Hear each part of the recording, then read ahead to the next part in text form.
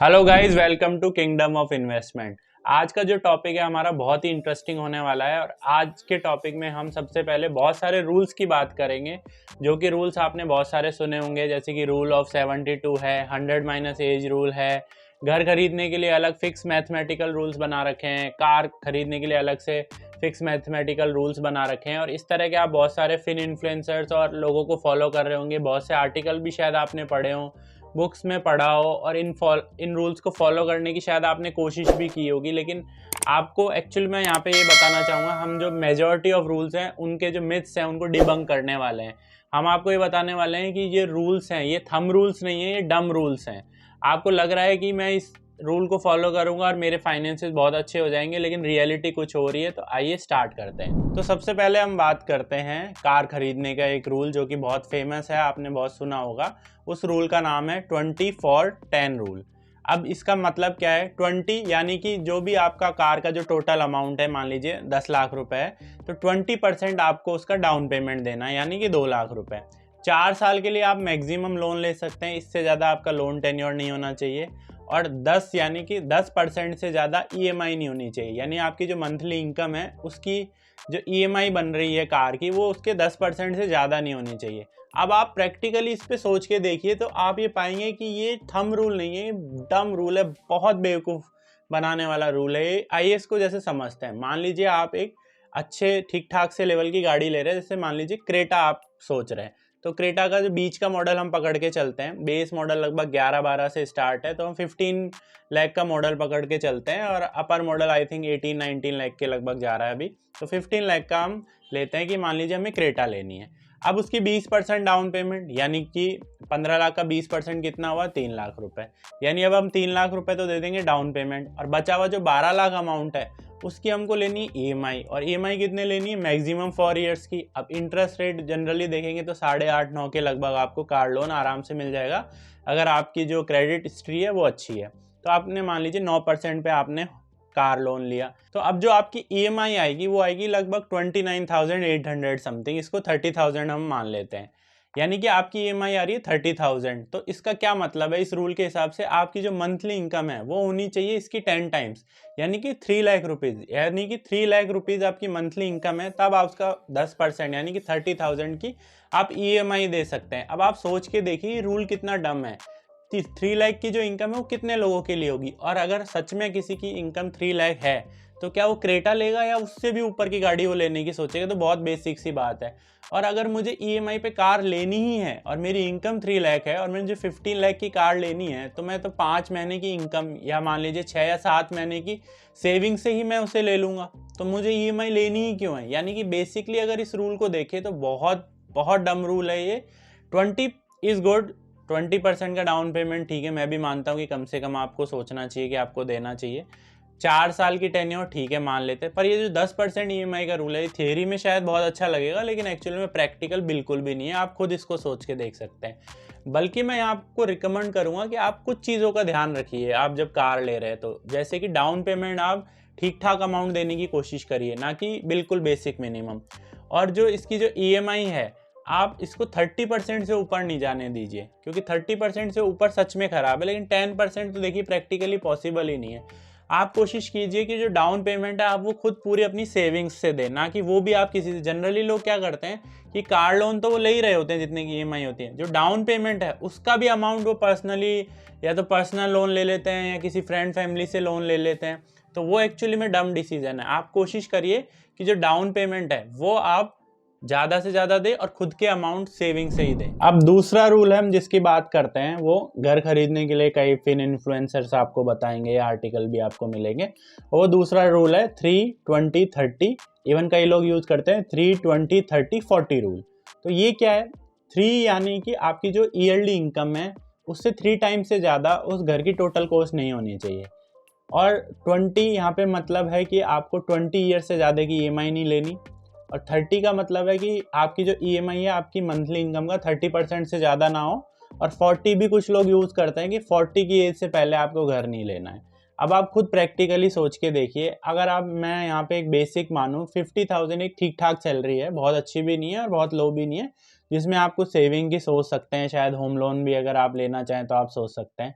यानी कि आपकी अगर 50,000 मंथली इनकम है तो उस ईयरली इनकम होती है आपकी 6 लैक्स और 3 टाइम्स यानी 18 लैक्स। अब 18 लैक्स में कौन सा घर आ रहा है आप मुझे बताइए। आप छोटे टाउन में भी अगर घर लेंगे तो 18 लैक्स में आपको घर नहीं मिल रहा है आज के टाइम पे।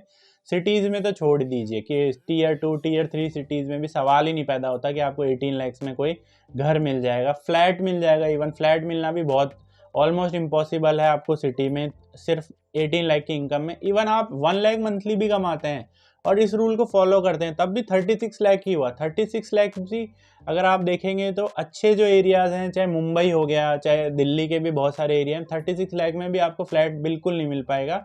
वहाँ फ्लैट की स्टार्टिंग रेट ही 50-60 लाख से स्टार्ट हो रही है।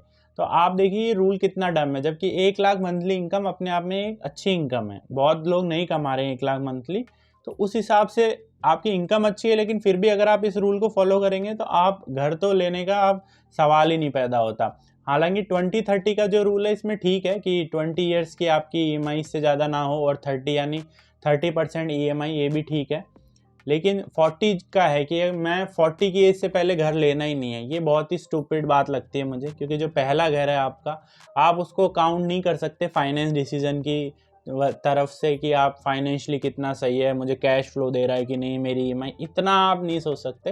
हालांकि एकदम अबव भी आपको नहीं जाना चाहिए कि आप अफोर्ड कर सकते हैं 40 लैक्स का घर और आप 80 लैक्स 1 करोड़ पे जा रहे हैं, वो भी फाइनेंशियली बहुत बैड डिसीजन है।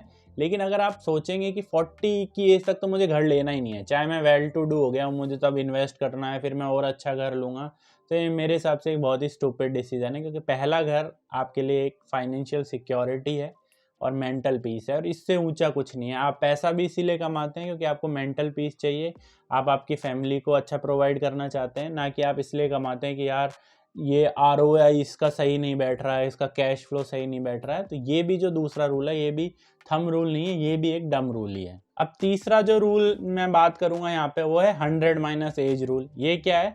100 माइनस एज यानी कि जितनी भी आपकी एज है आप उसमें घटाइए। जैसे कि 25 आपकी एज है मान लीजिए, तो 100 माइनस 25 दैट इज 75। यानी कि 75% आपको इक्विटी में इन्वेस्ट करना है यानी रिस्की एसेट्स में, और 25% आपको डेट इंस्ट्रूमेंट में इन्वेस्ट करना है। ये भी एक जो रूल है ये भी डम रूल ही है, क्योंकि आप सोच के देखिए दो लोग अलग अलग हैं, A और B, दोनों की एज 25 है, लेकिन एक के जो फादर हैं वो पेंशनर हैं या वो वेल टू डू फैमिली से है, उसको ना अपनी बहन की शादी करानी है ना उसको होम लोन लेना है, तो उसकी रिस्क टेकिंग कैपेबिलिटी बिल्कुल अलग है। बी जिसके शायद पेरेंट्स जो पेंशनर नहीं है या वेल टू डू फैमिली से नहीं है, उसे होम लोन लेना है, उसे शायद अपनी बहन की शादी करानी हो, छोटे भाई को पढ़ाना हो, इस तरह की चीज़ें करनी हो, दोनों की एज बिल्कुल सेम है, लेकिन यहाँ पे जो उनका रिस्क एपेटाइट है वो बिल्कुल अलग है। तो ये 100 माइनस 25 का जो रूल है ये भी एक तरीके से डम रूल ही है। इवन मैं बोलूँगा अगर आप पे लाइबिलिटीज़ नहीं है, आपकी रेस्पॉन्सिबिलिटी नहीं है, तो आपकी एज भी कम है, तो आपको ये कोशिश करनी है कि आप ज़्यादा से ज़्यादा रिस्क लें। ऑलवेज कैलकुलेटेड रिस्क लेना है, लेकिन आप यहाँ पे मैक्सिमम रिस्क लेंगे तभी पैसा बनने वाला है। आप इतना कम रिस्क लेके इतना सेफ खेल के आप पैसा नहीं बनाने वाले हैं, क्योंकि डेट में आपको मुश्किल से 6 या 7% का रिटर्न मिलने वाला है और इक्विटी में आपको अच्छा रिटर्न मिलेगा। 40 की एज में ही अगर आप 40% इन्वेस्ट करने लग गए डेट इंस्ट्रूमेंट में, तो वहाँ पे आप सोच सकते हैं कि आपका जो रिटर्न है वो कितना कम बनेगा और फ्यूचर में भी आपको इसका बहुत नुकसान होगा। हालांकि मैं ये कहूँगा कि जो सारे रूल्स हैं ये ऐसा नहीं है कि ये बिल्कुल ही फ्रॉड है, आप इनको अपने हिसाब से एडजस्ट कर सकते हैं, लेकिन एग्जैक्टली इनको फॉलो करने का कोई सेंस नहीं बनता।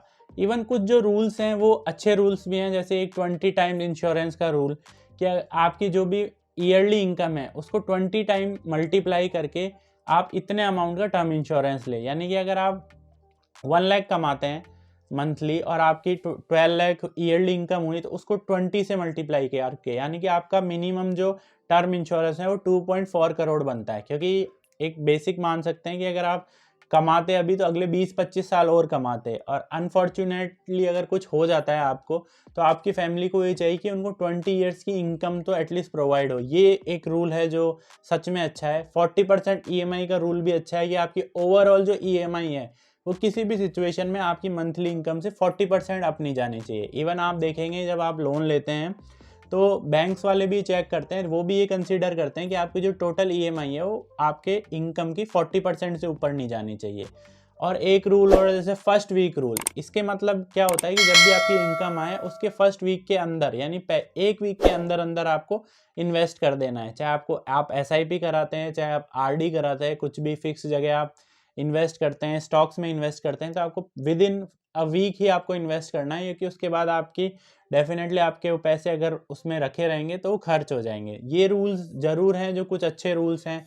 रूल ऑफ 72 है कि कितने टाइम में आपका पैसा डबल होता है, ये भी अच्छे रूल्स हैं। लेकिन जो हमने शुरू में 3 रूल्स की स्पेशली बात करी, 100 माइनस एज रूल, कार खरीदने वाला जो रूल है हमारा, और ये घर खरीदने वाला, ये बिल्कुल डम रूल्स हैं, तो इनको आप बिल्कुल फॉलो ना करें और अपना कॉमन सेंस ज़रूर यूज़ करें।